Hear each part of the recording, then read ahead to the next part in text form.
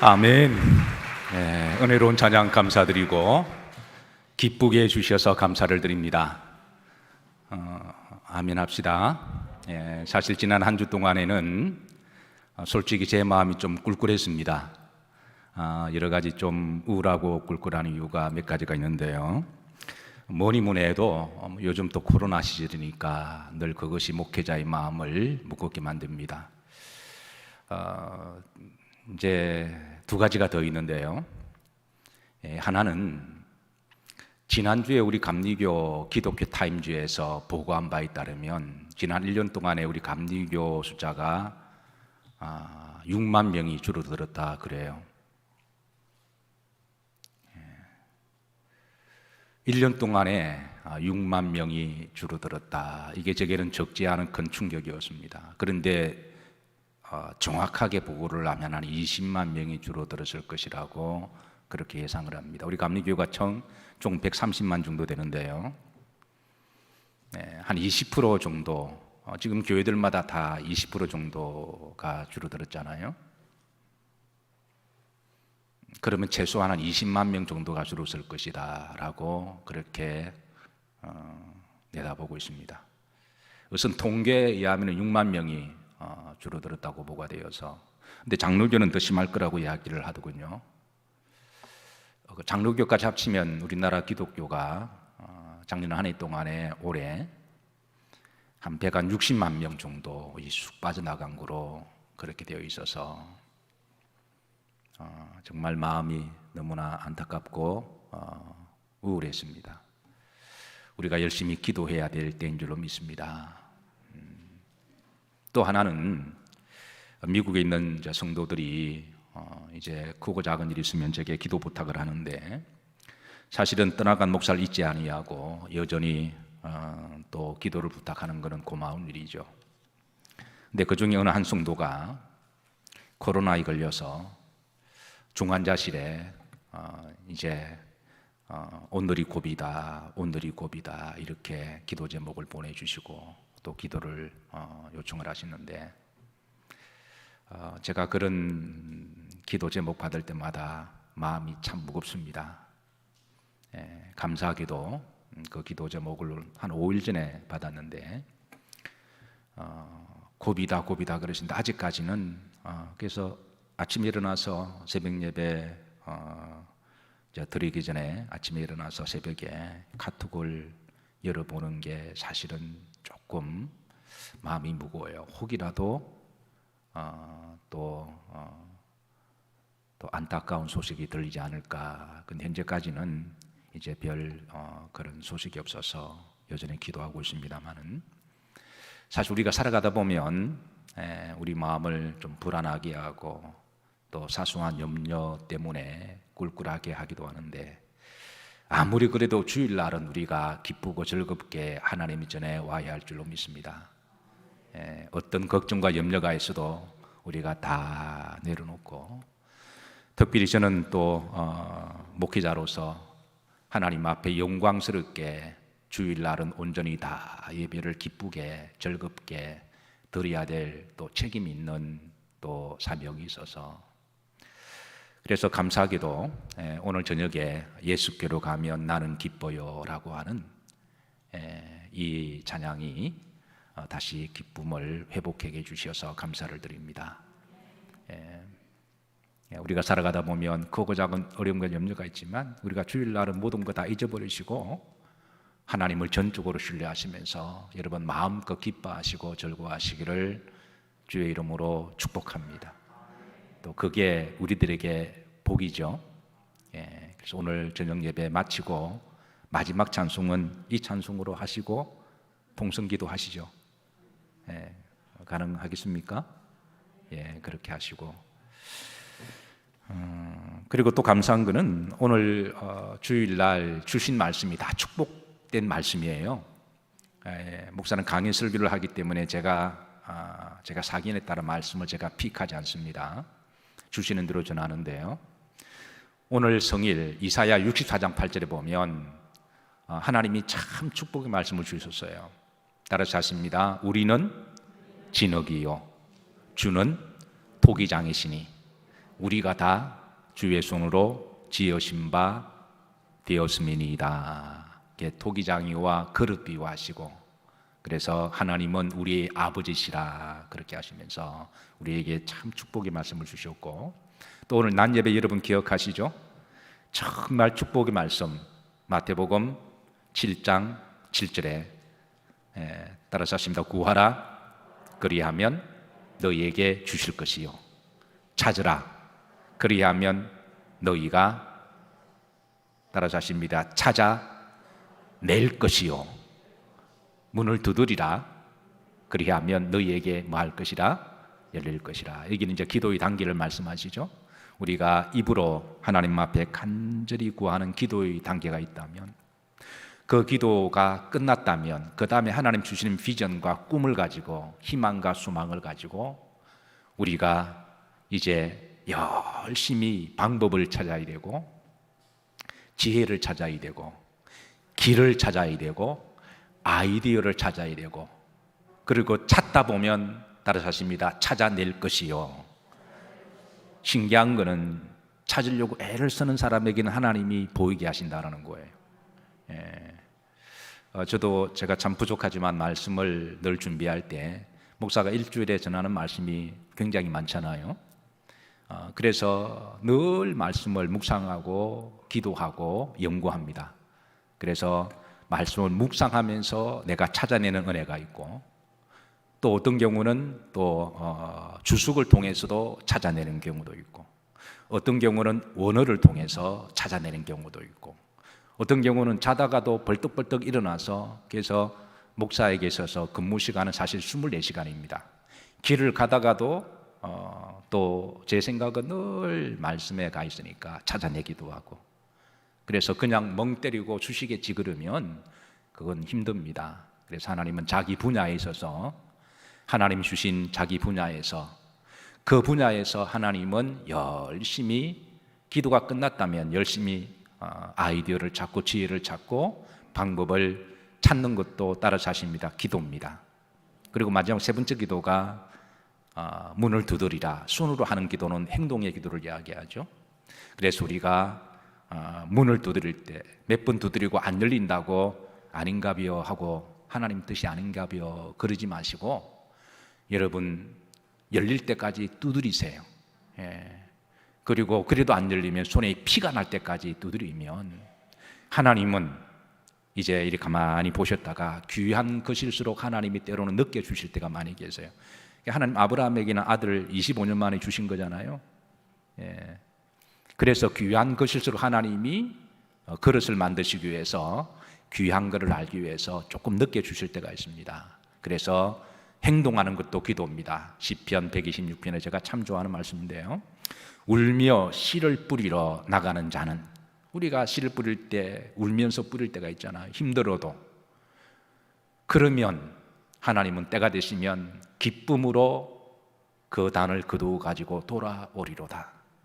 그때는 우리의 얼굴에 웃음이 가득하고 그 해에는 찬양이 넘쳤도다. 그래서 근심이 기쁨으로 변하게 하시고, 또 땀 흘리는 것들이 나중에 결실을 주시는 하나님이시니까. 그래서 우리 중세시대 기도원에 가면요, 우리가 기도원에 들어가면 기도원은 다 기도하러 들어가잖아요. 기도원에 들어가서 기도의 시간을 가지고 또 노동하는 시간도 가집니다. 왜? 노동도 기도라고 여기기 때문에. 그래서 노동도 기도라고 여기고, 이 청교도의 신앙으로 서구의 기독교가 기도할 때는 기도하고 또 노동할 것도 하나님의 기도라고 생각해서 열심히 노동함으로 서구가 세계를 또 지배하는 또 그런 역사가 일어난 거잖아요. 그래서 여러분 노력하는 것도 기도고 행동하는 것도 기도고, 그러니까 그러면 구하라 그리하면 너희에게 뭐 할 것이요? 주실 것이요. 찾으라 그러면 찾아낼 것이요. 이 찾아낼 것이요. 따라서 하십니다. 찾아낼 것이요. 문을 두드리라 그리하면 너희에게 뭐 할 것이다? 열릴 것이다. 아멘이십니까? 이 말씀을 꼭 여러분의 말씀이 되시기를 바라고, 하나님, 우리 믿는 사람들이 하나님이 주시고자 하는 것들을 풍성하게 누려서 아브라함처럼 영적인 거부, 육적인 거부가 되어서, 그리고 이제 7장 12절의 말씀에 그러므로 무엇이든지 너희가 남에게 대접을 받고자 하는 대로 남을 대접하라. 이것이 율법이요 뭐다? 선지자다. 이게 더 골든 룰이라 그랬잖아요. 황금률이라 그랬잖아요.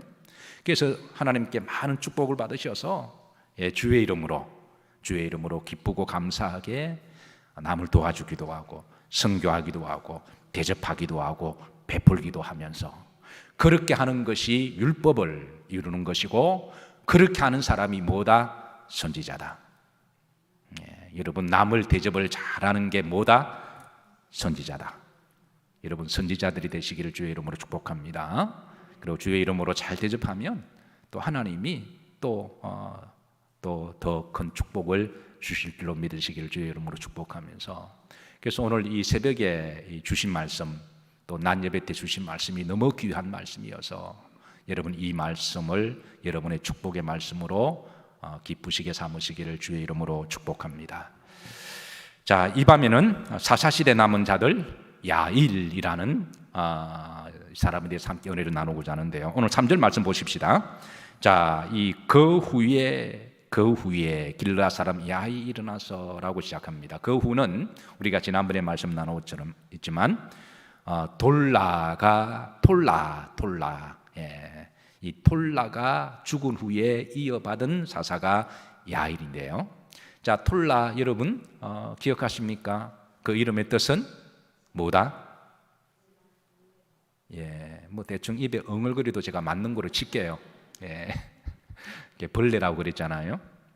이 톨라는 태어날 때부터 그래 개천에서 태어났고, 그리고 여러 가지로 가문적으로도 환경적으로 정말 별 볼 일 없는 그런 미천한 사람이었지만, 그래서 자기가 이 사람한테 밟히고 저 사람한테 밟히다 보니까 그래 정말 벌레와 같은 그런 삶을 살았습니다. 그러나 여러분, 그렇게 밟힌다고 하는 게 꼭 나쁜 것만은 아닌 것 같아요. 또 그 속에 또 은혜가 있는 줄로 믿습니다.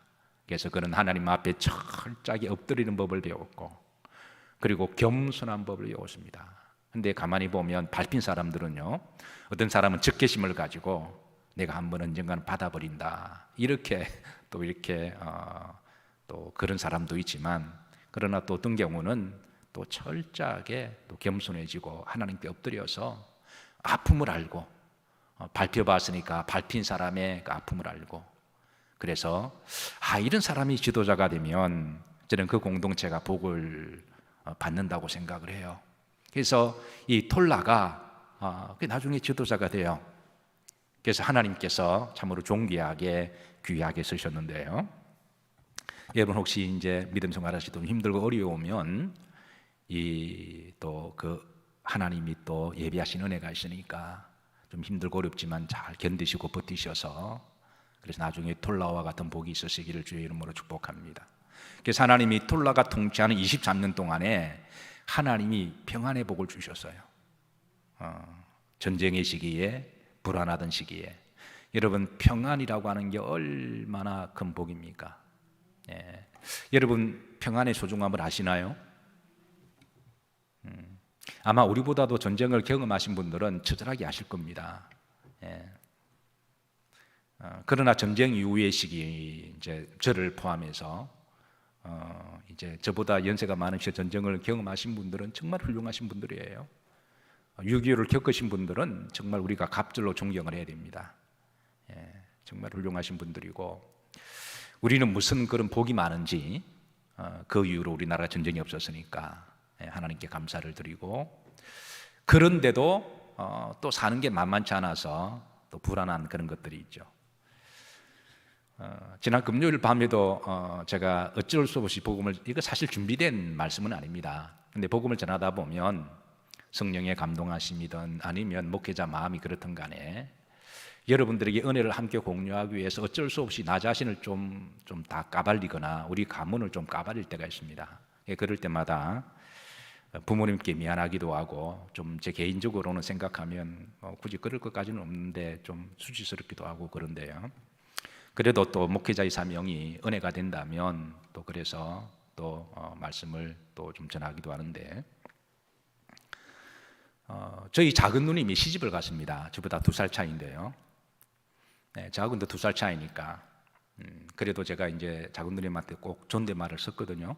네, 존댓말을 중학교 들어가면서부터 존댓말을 썼습니다. 그래서 사이가 참 좋았어요. 어쨌든 사이좋게 참 잘 지냈는데 지금도 신앙생활을 참 잘하시고 아주 열심으로 그렇게 잘 봉사하는 권사님이십니다.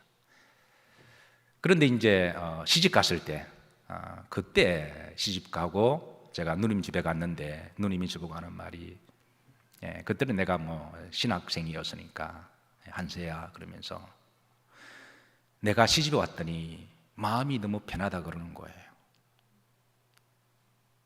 그러면서 하는 말이 자기는 그동안 집에 살면서 늘 불안했다라는 거예요. 제가 그 말을 듣는 순간에 사실 제 마음이 그랬거든요. 제가 눈에 눈물이 왈칵하면서 그러니까 제가 참 우리 어머님 훌륭하신 분이세요. 참 훌륭하신 분인데 40대에 수술 과부가 되고 7남매를 혼자 키우다 보니까 어머님 우리한테 늘 하시는 말씀이 있습니다. 내가 아무리 힘들고 어려워도 용서하시고 들으세요. 내가 도둑질 안 하고 환양일 안 한다. 이게 우리들한테 주신 말씀이에요. 여러분 그걸 좀 이상하게 듣지 마시고, 그러니까 그 당시는 살기가 너무 힘들고 어려운 시대니까, 그러니까 40대 혼자 되어 있어서 7남매를 제가 국민학교 교황이 돌아가셨으니까 우리는 몇 명 키우는데도 힘들어서 버벅거리는데, 그러니까 이제 그냥 악바리처럼 사신 거예요. 그래서 아버님 돌아가시고 이불 만드는 기술을 배우시고 큰딸하고 큰누님하고 그거를 이렇게 이불을 만들어서 이렇게 다니면서 파시니까 얼마나 힘드셨을까요? 그러다 보니까 어떤 경우는 악만 남으신 것 같아요. 그리고 밖에서 받는 스트레스를 이렇게 이제 소위 장사를 하신 거죠. 조금 품있게 말하면 사업을 하신 거죠. 그러다 보니까 밖에서 받는 스트레스를 집안 이 아이들한테 다 푸신 거예요. 그러다 보니까 또 집에 그때까지만 그때는 불교 집안이었고 유교 집안이었고 또 장손이니까 1년에 제사는 13번인가 제가 있은 걸로 기억합니다. 또 장손 집안이니까 제사는 또 잘 지내야 되잖아요. 빚을 내서라도 제사를 드려야 되니까. 그러니까 또 제사를 드리고 나면 항상 이상한 영이 집에 꽉 누르는 느낌이 있었어요. 특히 제사가 끝나면 집안 한번 또 뒤집어져요. 그래서 늘 불안한 거예요. 제가 이 이야기를 누구도 한 번도 한 적이 없는데, 그래서 제가 어린 마음에 그때 제 어린 마음에 만약에 내가 앞으로 장가를 가면 우리 집안의 가오는 평안이다. 그게 저는 그때 제가 정했습니다. 실제로 결혼하고 집사람한테 제가 이 가정사를 이야기는 좀 창피하잖아요, 그게. 그래서 가정사는 말하지는 없지만 제가 집사람한테 우리 집안의 가오는 평안으로 합시다. 그래서 평안하려면 어떤 식으로든 집안을 불안하게 해서는 안 되고, 불안하는 말이나 화를 내거나 목소리를 높이서는 안 되니까 그렇게 노력하려고 애를 썼고, 그래서 하나님 은혜로 지금도 평안한 가정이 유지되고는 있어요. 어쨌든 누님이 결혼하시고 난 다음에 내가 처음 갔는데 누님이 한세야 내가 너무 평안하다, 너무 좋다, 늘 불안했다, 이런 말을 듣는 순간에 이게 내가 똑같이 느끼는 감정이었거든요. 집인데 들어가면 불안한 거예요. 그래서 이 평안의 복이 참 귀하구나. 그래서 제가 섬기는 교회들마다 하나님께 늘 기도하길, 하나님 교회가 평안하게 주옵소서. 그리고 우리 성도님들의 가정이 마음이 평안하게 하옵소서. 그게 제 기도 제목 가운데 하나고, 하나님이 긍휼히 보셔서 그래도 제 목회 여정 30몇 년 동안에 섬기는 교회마다 비교적 다른 교회와 비교하면 그래도 평안한 은혜를 주셨고, 하나님께 감사를 드리는데요. 여러분, 평안을 위해서 우리 기도하십시다. 그리고 이를 위해서 우리가 노력도 해야 됩니다. 절대 저는 결혼하고 난 다음에 절대 하나님께 개인적으로 기도하기는, 여러분 목사도 성질이 있을까요, 없을까요? 저도 큰 소리 내고 싶고 저도 화를 내고 싶지만 그렇게 하지 않으려고 무척 애를 썼습니다. 평안은 축복입니다. 그리고 그 평안을 유지하기 위해서는 우리가 다 기도하고 노력해야 될 줄로 믿어요. 이 톨라가 통치하던 23년 동안 하나님이 평안의 복을 주셨어요. 그리고 야일이 22년을 통치했거든요. 하나님이 야일이 통치하는 동안도 이스라엘 나라에 평안의 복을 주셨습니다. 그러니까 총 45년을 평안의 복을 주신 거예요. 여기에 3절 보시면, 자, 22년 동안 이스라엘의 사사가 되니라 그랬습니다. 이 야일이라고 하는 뜻은 따라서 하십니다. 깨어있는 자. 이게 깨어있는 자입니다. 그러니까 톨라라고 하는 이름의 뜻은 벌레라고 하는 뜻이라고 한다면, 이게 야일이라고 하는 이름의 뜻은 깨어있는 자, 영적으로 어두웠던 시기에 늘 깨어있으려고 애를 쓰는 사람. 오늘 이 시대에 여러분들이 톨라가 되시고 여러분들이 야일이 되시기를 주의 이름으로 축복합니다. 오늘 큐시트를 제가 받아보니까요, 오른쪽에 찬양 인도가 렘넌트 찬양팀이라고 적혀 있더군요. 오늘 우리 청장년들이 앞에 탁 나와서 찬양하니까 듬직하잖아요. 렘넌트가 무슨 뜻이라 그랬죠? 다른 사람 몰라도 당사자들은 알아야 되겠죠? 우리 주영호 장로님? 예, 맞습니다. 역시 장로님이시죠. 예, 역시 장로님은 그 정도 남은 자. 근데 앞으로 할 때 더 렘넌트로 하셔야 돼요. 이게 중간사가 더가 들어가야 형용사하고 붙으면 복수 명사가 되잖아요. 그래서 렘넌트 하면 그냥 형용사인데 더 렘넌트 하면은 남아있는 자들, 이렇게 되는 거니까. 어떤 면에서 있어서 야일은 깨어있는 자, 남아있는 자라고 볼 수가 있습니다. 여러분 힘들고 어렵더라도 믿음의 자리 남아있으시길 주의 이름으로 축복합니다. 억지로라도 남아있어야죠. 아니 한국교회가, 아니 감리교가 6만 명이 공식적으로 빠져나간 게 말이 되나요? 아니 솔직히 말하면 150만 명, 160만 명이 이 코로나가 뭔데, 정말 코로나 때문에 쑥 빠졌을까요? 아니면은 이거 핑계대고 그냥 쑥 빠져나갔을까요? 이를 위해서 우리가 기도해야 될 때입니다. 중요한 것은 이 톨라는 하나님을 잘 섬겼습니다. 믿음의 자리 지키고, 그리고 야일도 그 믿음을 이어받아서 늘 깨어있는 자가 되려고 애를 썼고요. 하나님 이때 그 믿음을 보시고 45년 동안에 덤의 복을 주셨는데, 그 덤의 복이 뭐다? 평안의 복이라는 거예요. 우리가 사명 잘 감당하면 하나님이 덤의 복을 많이 주십니다. 성경에 보시면 너희는 먼저 그의 나라와 의를 구하라. 그리하면 이 모든 것을 너희에게 마시리라, 더하시리라.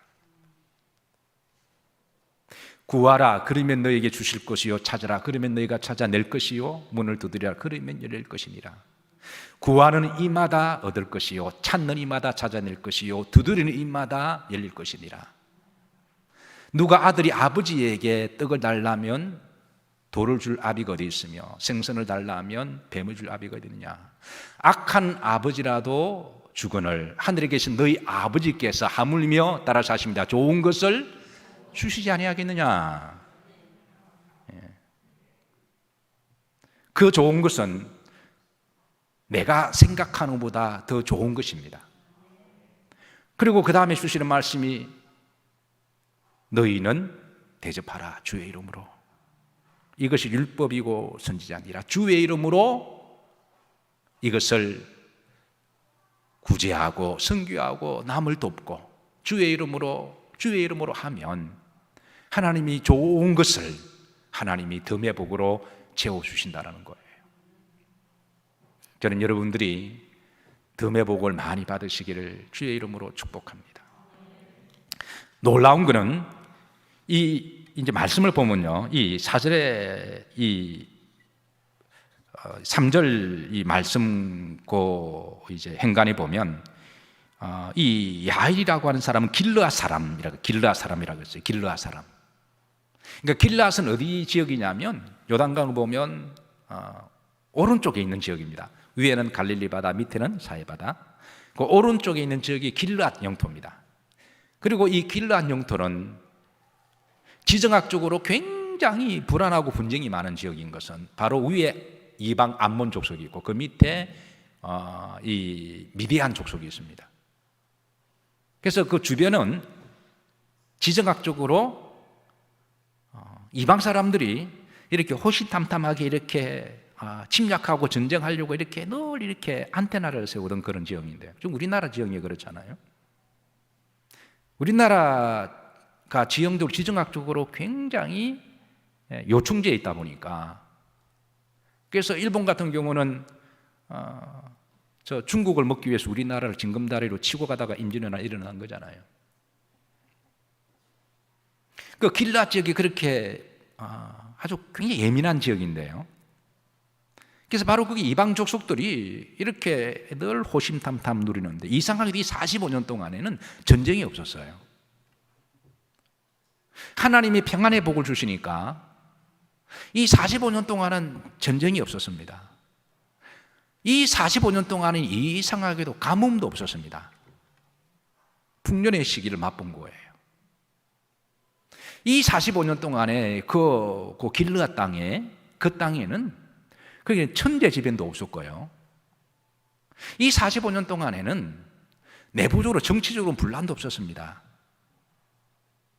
그러니까 하나님이 평안의 복을 주신 거예요.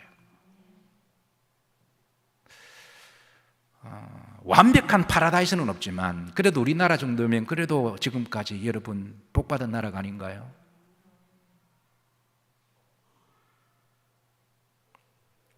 이 하나님이 평안의 복을 주셨을 때 뭘 해야 될까요? 첫 번째, 하나님께 평안의 복을 주심을 감사해야 될 거 아닐까요? 그리고 두 번째, 하나님 주신 사명, 하나님이 평안을 주신 힘을 기르라고 주신 거거든요. 사람이 불안하면 큰 일을 못합니다. 왜? 마음이 불안하니까. 아이들이 좀 평안한 집안에서 좀 잘 자라야 좀 이렇게 좀 안정을 누리면서 좀 저력을 키워 나가는 거죠. 아이들이 집에서 늘 불안하면 나중에 왜냐하면 큰일을 하면 결단을 내려야 되는데, 불안하면 결단을 못 내리잖아요. 그래서 하나님이 평안의 복을 주실 때는 이렇게 좀 판을 크게 보고 좀 담담하게 저력을 키워서 살아가다가 어떤 문제를 만났을 때 기도하고 결단 내릴 때 결단을 내리는 힘이 바로 평안의 힘에서 나오는 거죠. 그래서 하나님이 평안의 복을 주실 때 하나님이 주신 사명을 위해서 열심으로 우리가 그 사명 감당해야 되는데요. 그런데 참 야일이 좀 안타까운 것은 4절입니다. 이 평안의 복을 주셨을 때, 자, 그에게 아들 몇 명이 있어?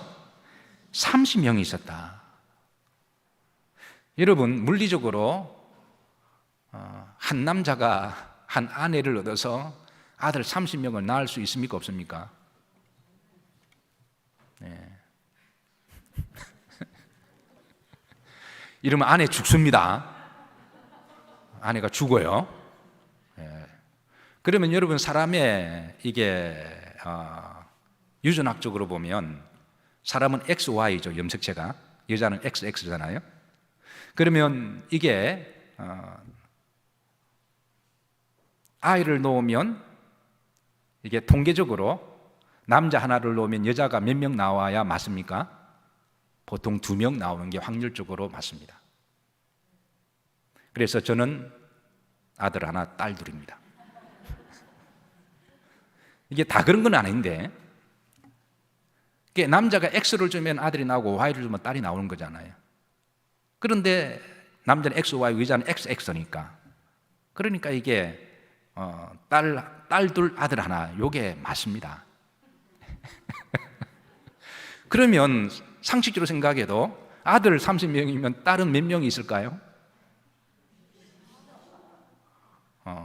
정상적으로 생각하면 옛날에 TV도 없었고 그러니까 밤만 되면 자자, 불 끄고 뭐 하겠노 그래가지고 그러면 한 아내가 90명을 낳아, 이건 물리적으로 불가능한 거예요. 이 말은 뭐냐면 와이프가 많았다라는 거예요. 이는 그만큼 하나님이 평안의 복을 주셨을 때 세속화되었다라는 것을 반증하는 내용입니다. 자, 그러고 난 다음에 4절에 보면 그에게 아들 30명이 있어 어린 낙이 30을 탔고, 그 당시 여러분 어린 낙이 30은 벤츠입니다.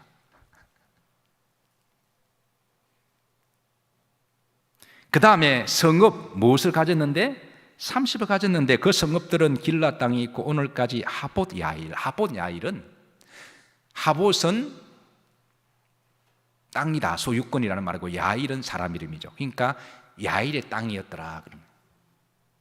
그런데 이 성읍 30군데를 이 야일이 노년에 누구에게 주냐면 아들들에게 다 나눠줍니다. 물론 그 아들들이 훈련이 되고 능력이 되어서 그 땅을 30군데로 나누어서 땅을 통치할 수 있는 리더라고 된다면 그거는 참 축복이에요.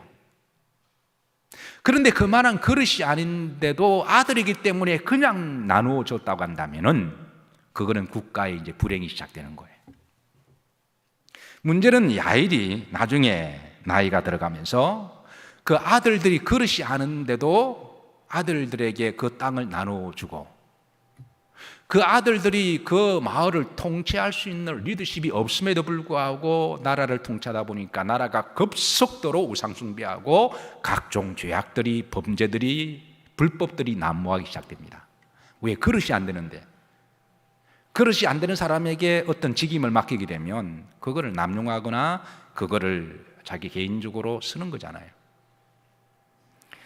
그래서 그 다음 6절 말씀 보십시다. 6절 같이 합독합니다. 이스라엘 자손이 다시 여호와의 목전에 악을 행함으로 바알들과 아스라다롯과 아람의 신들과 시돈의 신들과 모압의 신들과 암몬의 자손의 신들과 블레셋 사람들의 신들을 섬기고 여호와를 버리고 그를 섬기지 아니하므로, 이전에 없었던 엄청난 영적인 암흑 시대가 와요.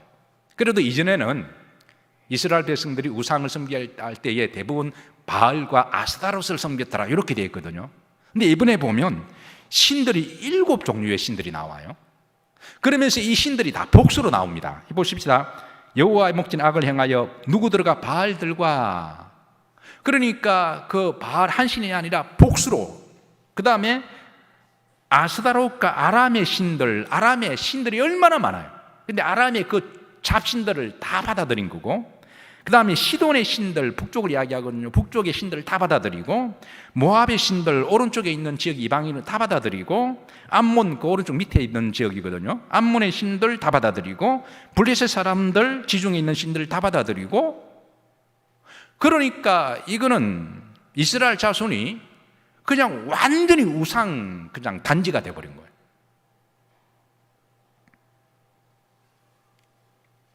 그래서 7절에 보시면, 자, 여호와께서 이스라엘에게 뭐하사? 진노하사 블레셋 사람 손과 암몬 자손을 쏘니 그들을 마음에 파시메라고 그랬습니다. 이 팔다라고 하는 말은 마카르라는 말인데요. 이거는 이게 일종 상업적인 용도인데요. 이게 이제 물건을 거래할 때 우리가 물건을 거래하다 보면 이게 팔기는 아깝고 이거는 또 자기가 먹기는 그렇고 또 버리기는 아깝고 그런 것들을 선심술면서 주는 거를 뭐라 그래요? 덤으로 준다 이야기하잖아요. 이게 덤입니다.